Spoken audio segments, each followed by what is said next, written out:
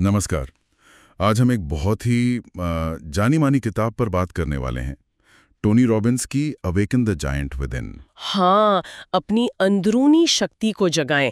1991 की है, पर आज भी देखिए कितनी रेलेवेंट है। बिल्कुल।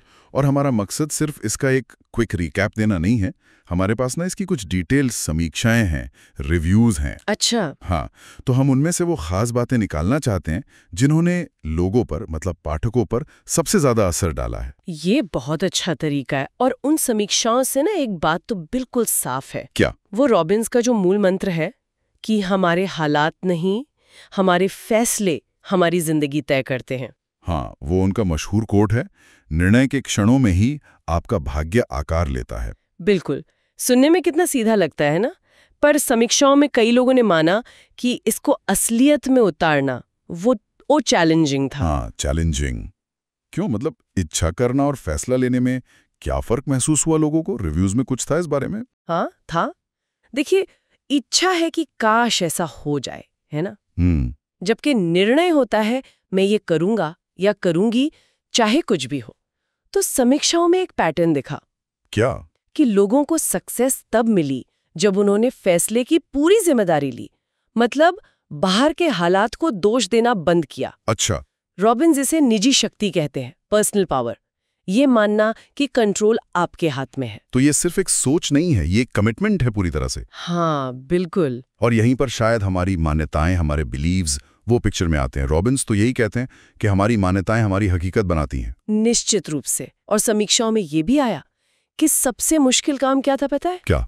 अपनी वो सीमित करने वाली मान्यताएं, लिमिटिंग बिलीफ्स, उनको पहचानना और फिर बदलना। हाँ, ये तो मुश्किल होगा। जैसे अगर कोई बरसों से मानता आया है कि मैं स्टेज पर अच्छा नहीं बोल सकता, तो इस गहरी जड़ वाली सोच को बदलना वो सिर्फ पॉजिटिव सोचने से नहीं होता। तो फिर रॉबिन्स इसके लिए कुछ ठोस तकनीकें बताते हैं, जैसे पुरानी मान्यता से जो दर्द जुड़ा है और नई मान्यता से जो सुख मिलेगा उसे गहराई से महसूस करना, इमोशनली कनेक्ट करना। ओह, ये इंटरेस्टिंग है। मतलब सिर्फ कहना नहीं कि मैं कर सकता हूं, बल्कि उसे फील करना। एग्जैक्टली। और जब फीलिंग्स की बात आई है तो रॉबिन्स का वो इमोशनल मास्टरी वाला सिद्धांत, भावनात्मक महारत, उसको लेकर क्या कहा रिव्यूज में? कई लोगों के लिए तो ये किताब का सबसे कह सकते हैं लाइफ चेंजिंग हिस्सा था। अच्छा।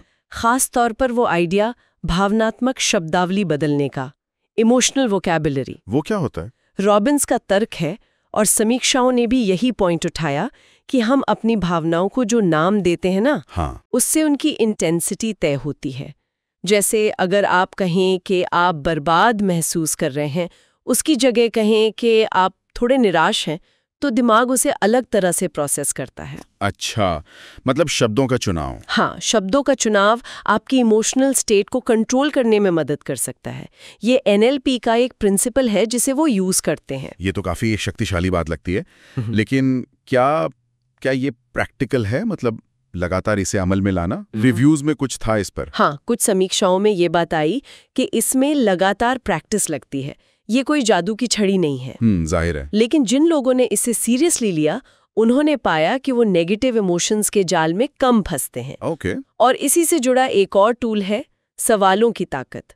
रॉबिन्स कहते हैं हमारी जिंदगी की क्वालिटी हमारे पूछे जाने वाले सवालों की क्वालिटी पर निर्भर करती है। हाँ, जैसे कि ये पूछने के बजाय कि मेरे साथ ही ऐसा क्यों होता है, हाँ, और इसे बेहतर कैसे बना सकता हूँ। बिल्कुल बिल्कुल।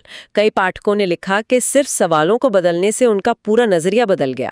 फोकस प्रॉब्लम से हटकर सॉल्यूशंस पर चला गया। ये तो दिमाग को सही डायरेक्शन देना हुआ। हाँ, एक तरह से। और इन सब के बाद, मतलब मेंटल और इमोशनल स्ट्रैटेजीज के बाद, रॉबिन्स एक और गहरे लेवल पर जाते हैं। किस पर? हमारी पहचान पर, आइडेंटिटी। उनका वो कथन है ना, इंसानी शख्सियत में सबसे मजबूत ताकत खुद को डिफाइन करने के तरीके के अनुरूप बने रहने की जरूरत है। ये थोड़ा गहरा है। पहचान ही नियति है, इसका क्या मतलब हुआ असल में? इसका मतलब है कि हम अंदर से खुद को जो मानते हैं ना, हमारा बर्ताव अनजाने में वैसा ही हो जाता है। जैसे अगर कोई खुद को शर्मीला मानता है तो वो भीड़ में बोलने से हिचकिचाएगा। अगर कोई खुद को फिट इंसान मानता है तो सुबह उठकर शायद एक्सरसाइज करेगा। अच्छा। तो समीक्षाओं में कई लोगों ने ये शेयर किया कि जब उन्होंने अपनी पहचान बदली, जैसे मैं स्मोकर हूं से मैं एक हेल्दी इंसान हूं, तो आदत बदलना ज्यादा आसान हो गया, क्योंकि अब वो नई पहचान के हिसाब से जी रहे थे। तो अगर हम इस पूरी बातचीत और समीक्षाओं को देखें तो कुछ मेन पॉइंट्स ये निकलते हैं। असली पावर फैसले लेने में है, सिर्फ इच्छा करने में नहीं। सही। अपनी भावनाओं और मान्यताओं को कंट्रोल करना जिंदगी की क्वालिटी बदल सकता है। बिल्कुल। सही सवाल हमें प्रॉब्लम से सोल्यूशन की तरफ ले जाते हैं। हाँ जी। और सबसे गहरा बदलाव तब आता है जब हम अपनी बेसिक पहचान, अपनी आइडेंटिटी को बदलते हैं। एकदम सही कहा। और पहचान और व्यवहार का ये जो कनेक्शन है ना, वो एक बहुत दिलचस्प सवाल खड़ा करता है, जिस पे रॉबिन जोर देते हैं कि अगर पहचान वाकई नियति को आकार देती है, तो कोई भी इंसान आज अपनी सेल्फ इमेज में, अपने आत्मधारणा में ऐसा कौन सा एक छोटा सा बदलाव बस एक प्रयोग के तौर पर कर सकता है, जिससे अलग नतीजे देखने को मिले। ये सोचने वाली बात है। बिल्कुल सोचने वाली बात है। और इसी सोच के साथ और रॉबिन्स के एक और मोटिवेटिंग कोट के साथ हम आज की बात खत्म करते हैं। अगर आप नहीं कर सकते तो आपको करना ही होगा। अगर आपको करना ही होगा तो आप कर सकते हैं। कि भाई कंटेंट पसंद आया तो लाइक करें, चैनल सब्सक्राइब करें, ताकि आगे की समीक्षाएं पहले मिले, और कमेंट्स में बताएं अगली किताब कौन सी हो।